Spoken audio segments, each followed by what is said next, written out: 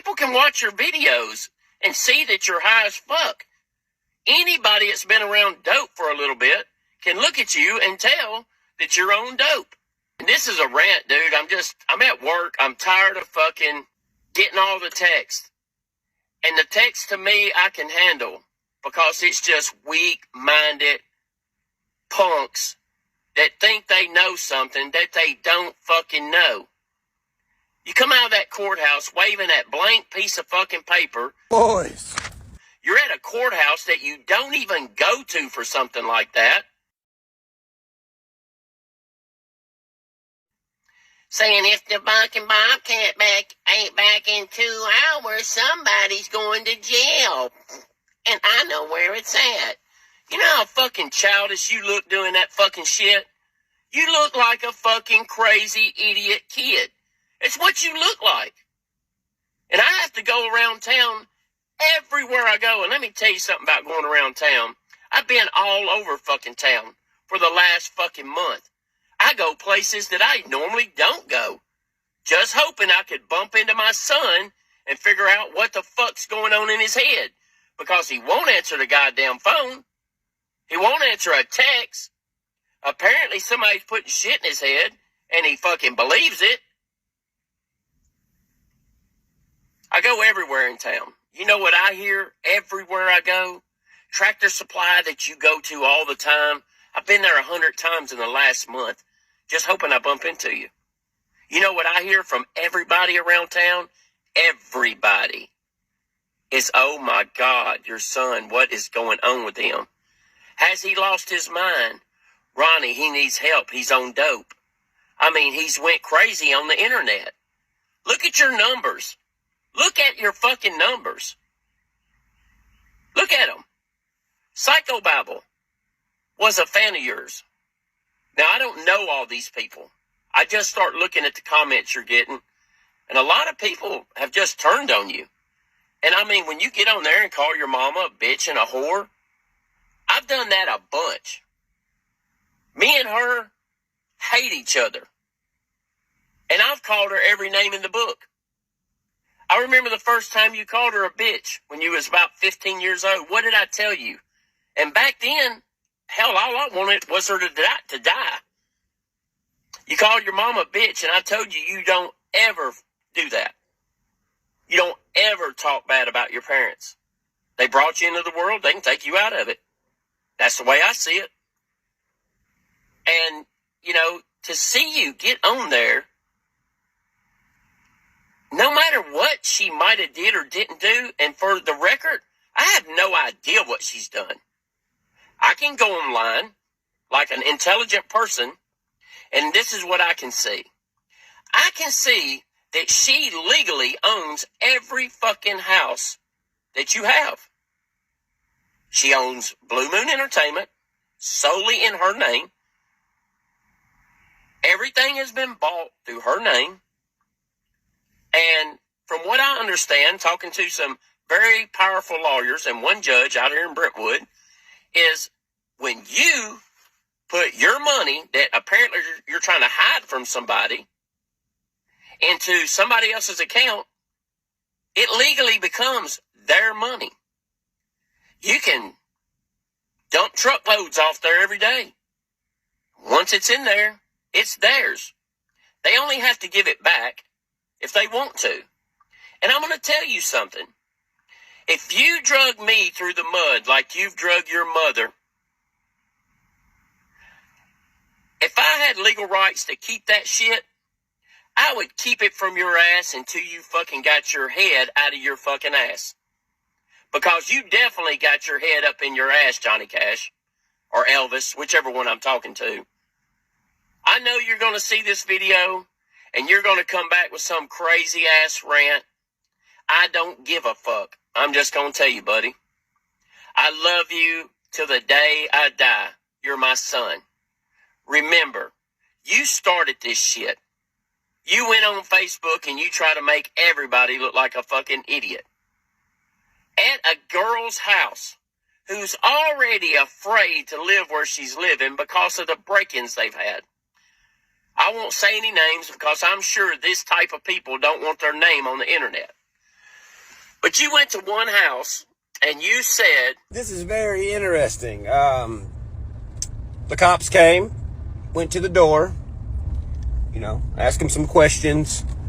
Guess who's the only person that I know that this person knows at this house? Ronnie Upchurch. Wow.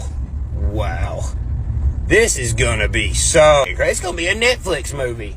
My dad knew these people somewhere along the lines. Oh my God, my dad's involved in this. My mom tried to sell this house. Well, we own a real estate business, so we have access to stuff that the normal person don't. I looked at everything. The contracts on that house. One person owned that house for years and years and years. They sold the house to this young lady who I used to work for her dad. He's one of the biggest builders in Springfield. And her and her husband lived there with her kids. You show up in the middle of the day with Hillbilly. This is another house we just found that was in my name apparently and switched to someone else's name. And you act like you own this house, or you think you do. I don't know where you got your information. You never owned the house. Patty never bought it or sold it. Patty Kennedy did, the oldest real estate agent in Ashland City. She bought and sold it. And the Doris family bought it. And I worked for her dad for about 20 years. Great Christian people. And you show up beating on the door, acting like you're going to evict somebody from their home. They don't know who you are. She never met you. And the only person that they know with your name is me. It's because I worked for her dad for 20 years. I just wonder, what drugs were you on that day? Because you apparently were not thinking clearly. And you can backtrack and say, oh, well, we was just checking. Well, the fucking videos say something else. I mean, you're accusing people of shit that had absolutely fucking nothing to do with that poor girl's house. The guy that showed up was her dad. She called him first. He went straight there. They didn't know who the fuck he was. He contacted Cheatham County Police. His dad, or his grandfather, was a sheriff of Springfield for 20, 30 years. They know people. And some of the stuff that was said by law enforcement in Cheatham County about you that day would blow your fucking mind away. You think everybody's your friend? Let me tell you something. 90% of the fucking people in Cheatham County right now think you've lost your fucking mind. And I'm absolutely on the same page. I don't understand any of it. I haven't done anything to you. You say you didn't have a dad growing up. Well, that's really fucking funny. Because I got fucking millions of pictures that can prove the difference. I worked like a fucking dog with nothing to make sure that you and your brothers had everything you needed. All the time. Everything that I never had growing up, you had every fucking bit of it. And you know what position I was in. I worked 70 hours a week. Sometimes I couldn't even get you on my weekend. Not because that's the way I wanted it. Because if I didn't pay my child support, I would go to jail. And it took everything that I could muster up. Trading shit. Selling shit. Working 70 hours a week. I lost everything in a divorce, even my kids. You didn't see me fucking cry and whine. I fucking put my boots on and got 2 fucking jobs. Within a few months, I had another house. I completely remodeled it. We loved it there. You guys would come over on the weekends, shoot bottle caps floating down the creek. You remember that? Everybody had their own gun, bought 4-wheelers, had anything you wanted. I couldn't even eat lunch at work. I barely made all the debt every Friday or once a month, the debt. 70 hours a week. Hello, everybody out in YouTube land. Papa Church. Well, this right here, folks, will be the last video you see me do. I don't care who comes back and says what or how or when. This is it for me. I'm not a YouTuber. Unfortunately, it was an attempt to reach out to my son, who I think is having a breakdown due to the fame. Not really the fame, but what comes along with it. The stress. He's handled it so well for years. But I've sat and I've debated over everything and sitting and taking the time to think about what I know and the way his life has been. I think the stress has finally got to my son, Ryan. I think the stress from people who are fake as fake can be, the fake friends. I think,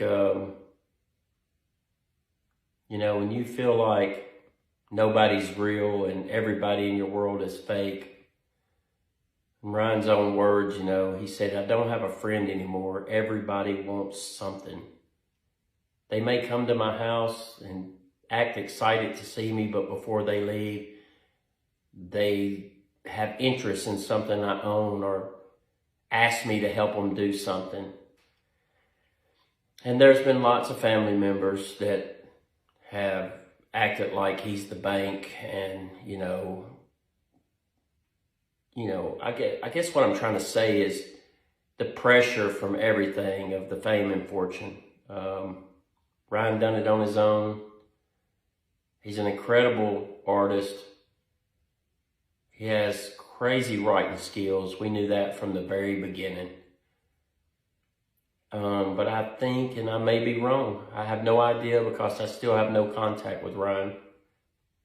But I think the pressure from the business and the people around him, not just the immediate people around him, but all the people around him, come at him for money and cars and trucks. And you old heads out there, man, when that old kind ass old boy starts just handing out stuff, man, it's like feeding a fucking cat. They don't go away. But anyways, my thing there is just, I don't really know what's going on with Ryan still. I don't know. I have a clue what I've done to him for this to start, but I'm scratching it up in my head that the stress of it all has finally got to him. But I'd like to say something to Uncle Will. You caught me on a bad day, Hoss. I had spent a month trying to reach out to my son to find out what was going on. I was being told things that a father don't want to hear about his son.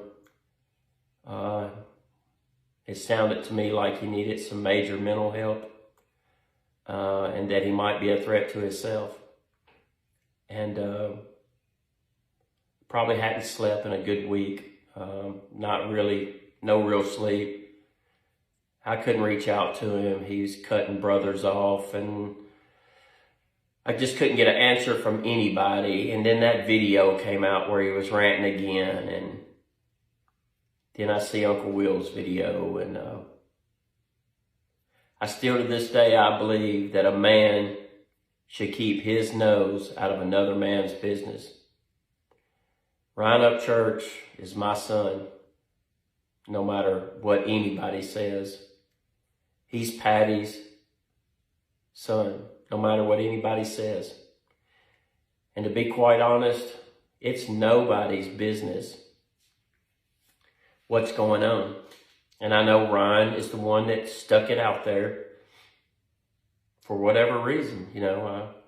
I still, to this day, I do not know where I come involved in this whole thing. And if Ryan, if you're listening, son, I just would love just you to answer that for me in any form or fashion. I don't wish anything bad on you. You know that. But getting back to Uncle Will, I'm sorry. This video may go sidetracked 5 times. I'm just some old dumb fucker that paints for a living. But I called you a stupid motherfucker. No, I'm sorry. I called you a stupid son of a bitch. And I'll be quite honest, man. After I calmed down later that day and thought about that, I really and truly felt like a piece of shit. And I'll tell you why. Because that's one thing that I will not tolerate for anything. I've got the best mother in the world. My mother was God sent for sure. Anybody that knows who my mother is don't have one bad word to say about her. And my mom used to beat every kid's ass in the neighborhood. And that's no shit. I've got friends today that when we were kids, they hated my mom. But they ask me about her every time I see them. You know, they love my mom. She's just the best thing ever. Anyways, that's me getting sidetracked again. Man, I called you a sorry son of a bitch. And I'm trying to give you a heartfelt apology. I don't like the fact that you stick your nose in my business. And I'm telling you, brother, I'm stressed out to the max at the moment. But I hope you accept it. And if you don't, I'm sorry. Truly. When I was 16 years old, I got into it with old boy at West Park, community I grew up in. And it was words exchanged and a couple punches. And he got the worst end of the deal. And I got about a block away, and he called me a son of a bitch. Now, to me, all you're saying is my mama's a bitch. And I'll never forget that day. I chased the kid down, caught him in a basketball court outside.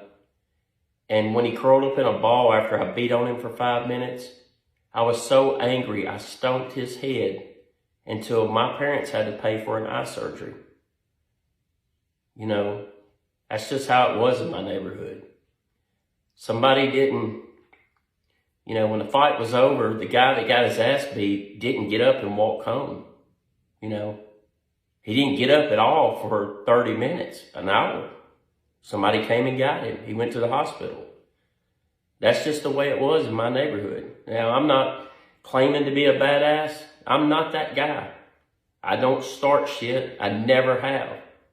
You know, I've learned over the years, you know, a man can say anything. It's when he puts his hands on you, that's the difference. You know, people can say whatever they want about me. The older I've got, the softer I've got, and I thank God for that.